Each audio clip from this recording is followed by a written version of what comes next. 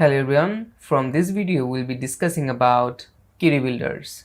Now Laravel has two ways to work with database. First is models, or you can say eloquent models, and second is query builder. In query builder you don't have to create any kind of models or anything. You just import the DB wizards and you are ready to work with it. So what is query builder? Basically Laravel's database query builder provide a convenient and fluent interface to creating and running your database queries. It can be used to perform most of the database operations in your application and work perfectly with all supported database that Laravel have. As like we are currently working with MySQL, right? So Laravel also support Postgres, SQLite, and other database too. So we can use query builder to work with those kind of database also. Basically in previous video we already saw a blink of query builder. If you noticed, in previous video we created a seeder, right? If I go to database seeders, we created a post seeder. So in here we already use a query builder, right? This is a query builder.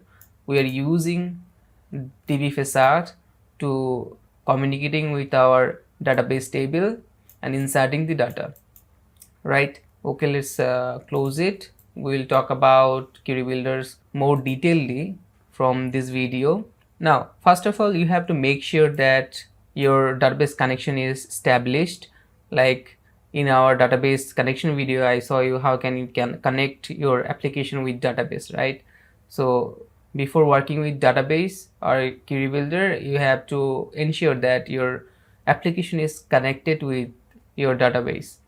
Okay, and second, I'd like to show you something. Let's go to browser. In the Laravel documentation, from the sidebar you will find a database section. From there you will find a query builder page.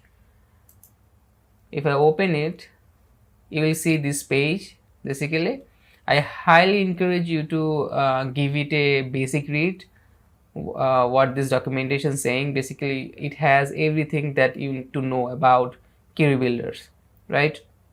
Like at the first we have running database queries. We can see in here they imported this DB wizards, and in here they are selecting a table and retrieving its data, right? So there is many information about DB queries. If you read this documentation, I'm not saying that you have to read the top to bottom. Just give it a basic read, that's well enough. And from the next video we'll be learning about how can we retrieve data and how to create them, how to update, delete, and we will work with DB joins and many things. So see you at the next video.